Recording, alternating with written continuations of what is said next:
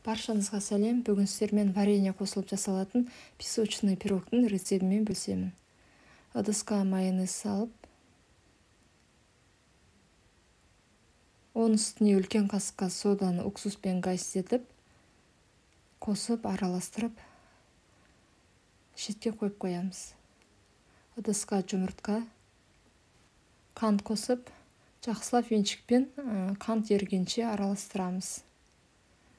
Және осы массаға бөлме температурасындағы сары майды қосып, жақсылап араластырып, алдында қойып қойған майонезді қосамыз. Тағы араластырамыз. Бір қалыпты масса шығу керек.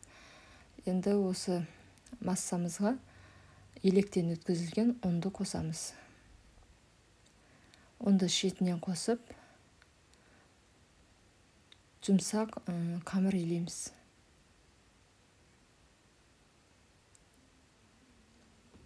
Қамырды екіге бөліп, бір үлкендеу бөлігін формаға саламыз.